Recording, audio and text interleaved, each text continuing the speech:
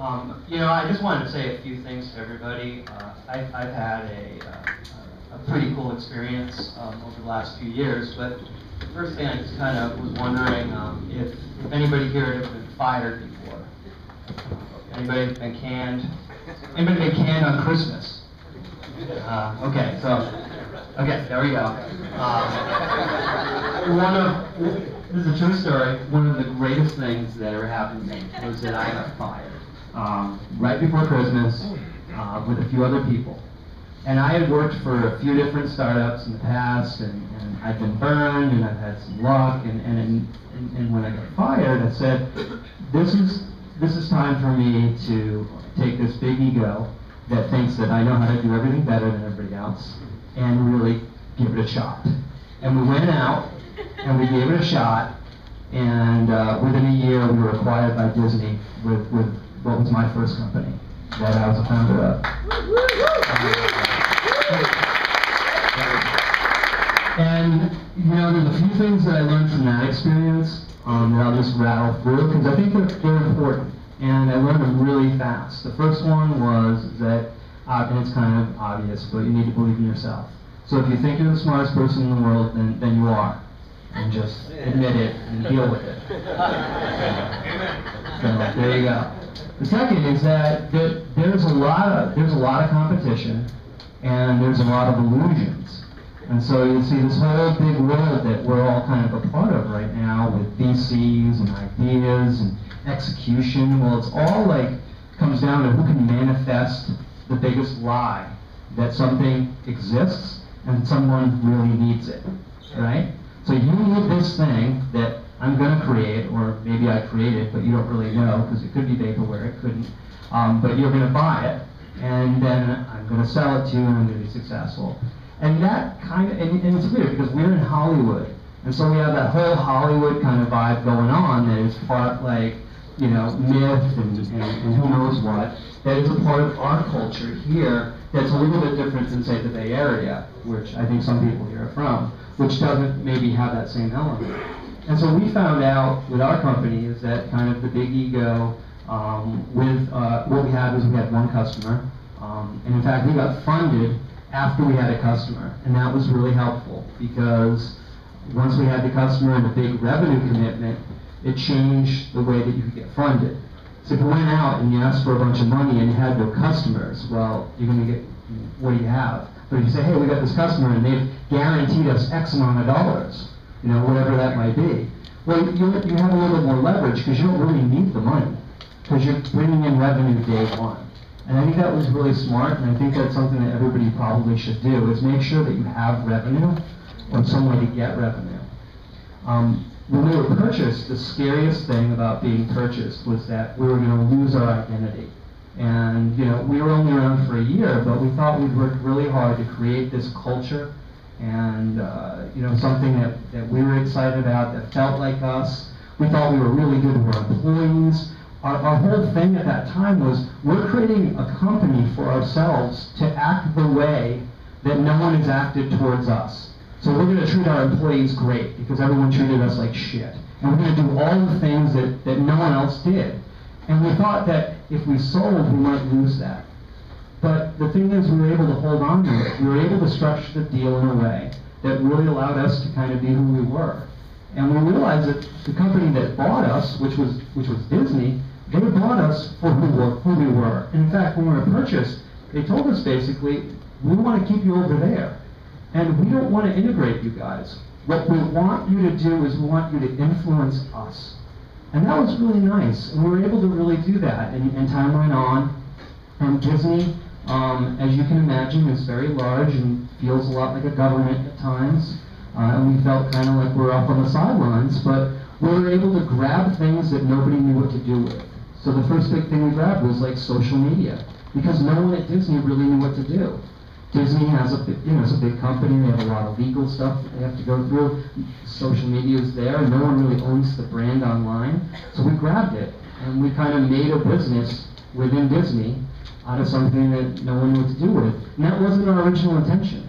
But I think what I'm trying to say is that we were able to adjust, and we were able to be dynamic, even within a larger organization. And we did such a good job is that when they decided they were going to rebuild their properties online, they came to us and said, hey, do you guys want to get involved with this? Because you guys can move really fast. And you kind of have your fingers on the pulse of what a startup might feel like and how a startup can be successful within this big thing. And so we created a group called Innovation within the Internet group. There's a sign for it. We did a logo. We did it really fast. But, you know, we think now that we're able to actually make some change within a large company. We feel like a startup still. We're having fun, and we're still treating our employees really well. So, you know, I just want to say a couple of things about that. I don't want to take up too much of your time. I know you guys have other things to do and talk about winning and stuff. But, you know, I hope this has been helpful. And I would say if you ever want to come out and see what we're doing, we've got a studio in Burbank. It's kind of cool. It's like 30,000 square feet. We've got production facilities. I actually built a set within a stage of an office. And it was the vision was, what would the office of the people who rebuilt Disney.com look like? So we created that within a set, within a big office. So if you want to come out, my email is rob@digisend.com. You can email me, go check it out. So thank you.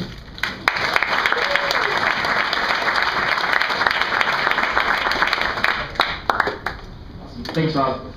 And I'd like to introduce Dan Gould, founder of Namesake, Chill.com, Adly, and Nuru. Woo! Certainly not all simultaneously. So, nothing of the sort. So, I'm actually really excited about seeing Startup Weekend. Though I'll admit that the first time, I think it must have been about 2 years ago when they were doing the first Startup Weekend in LA, I heard about it and I said, well, what is this? You know, it actually, I was sort of anti the idea, I'll admit. And my issue was, startups are about creating, to me, something big, something important. I said, well, what can you do in that kind of time? You know, every startup has almost died 20 times. It's run out of money. You've said, how am I going to make payroll, right? I don't want to be the asshole who has to lay off my employees right before Christmas. I don't want to be the one who's not ready to pitch it. You know, how is that in common? And then I thought back to, well, how did I get started in all of this? And I remember the first startup event I went to, before there was really a good way to learn about startups. You certainly didn't have blogs and all that at that point, much less all these great community events. And it was some talk by a venture capitalist. And the guy was this VC who basically was trying to prove how much more powerful, how much better he was than everyone else in the audience. He was, I guess for lack of a better word, a douchebag, right? And I said, well, how do people actually get involved in the startup community? And I said, you know, I came by Startup Weekend, Cam and Avesta convinced me to come to one of them, and I was actually blown away by how amazing this is, right? It's the chance to see not every aspect, but a lot of the really important aspects of startups. So I was going to mention a few of the aspects that you don't really see, but before I get into that, I want to say part of why I think this is so great is building a startup is a very conscious act. You're saying, I want to create something important that has never happened before. And to do that, you need to find the right community. This is the LA community. You know, what Cam and Avesta built at Coloft, then what Chris and other folks and Tyler have built with Startup Weekend, and then this broader community that everyone's putting together is a really amazing thing and really makes me love what's going on, right? My plan, we had sold a previous startup, had a contract to spend some time in LA, and our plan was stay in LA for as long as the contract was, then move back to Silicon Valley the day it's over. And it turns out, we got here, and there's this amazing community. And it's great to be a part of it. And we said, we've got to stay and be a part of that. Woo, woo.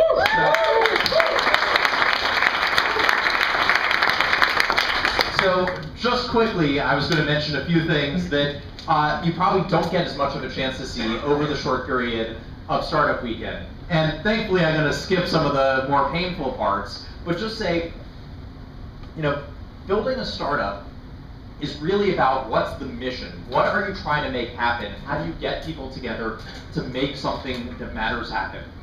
Now, if you think about what are the companies people have built, right? Companies are vehicles for people to work together. It's I say, here's a vision, I want to see it happen. Now I want to get a group of people who are intense, who all want to work together to see that mission happen. So if I point out a few company missions, right? Most of the time, all of you have been at companies and you've heard these mission statements like, to increase customer value through, no one knows what any of them mean. But if I tell you companies that actually do have missions, so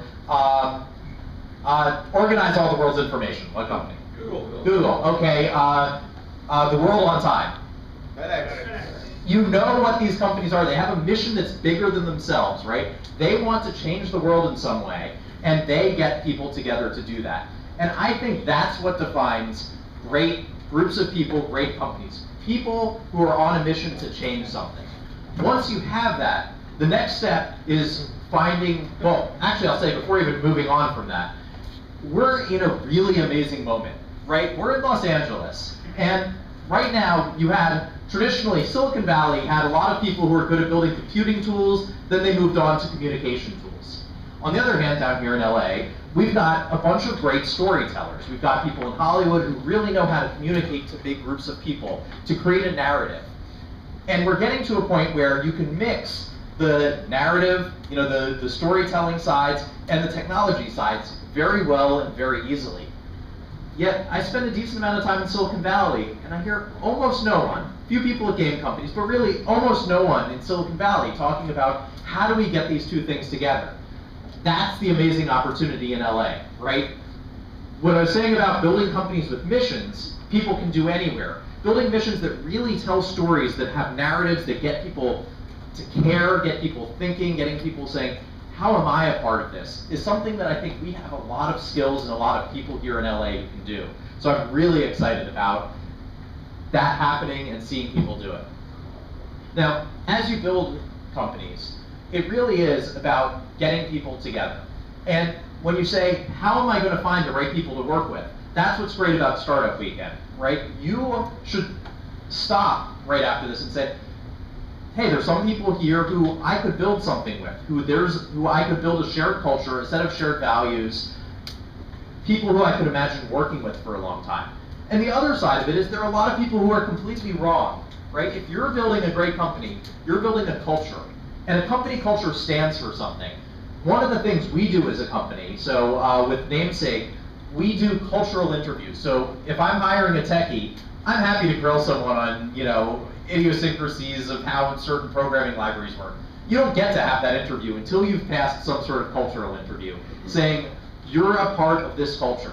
And one of the things that we really want to do is make our culture so clear about what it is that we scare away as many people as we attract, right? If you're not the right person for what we're trying to build, that doesn't mean you're not a great person, doesn't mean you're not a great employee, you're just not a great person to be working as part of our culture.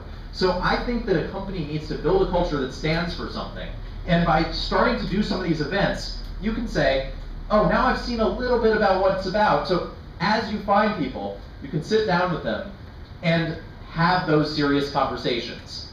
Now, I'll tell you, a lot of you are going to say, okay, this is sort of the hokey, fuzzy, startup stuff speak that you hear a lot. But I'll say one thing about it. Every first-time entrepreneur you meet with is asking, how do I raise money? All these mechanical things about it. Then you meet every second-time founder who's been through it, and you ask them, what are the mistakes you made the first time? And almost never are the mistakes, oh, well, we raised our Series A and we didn't negotiate the valuation quite right. It's always, we didn't build the culture right. We didn't have the set of people we wanted to work with. We didn't have that dynamic. So trust me on this.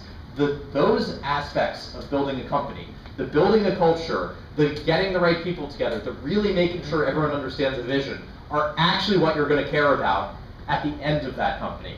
All of the mechanics, well, you've got a great community of people here, right? If you're raising a Series A and wondering how to negotiate it, call me. That part's easy. Care about the culture. Thank you.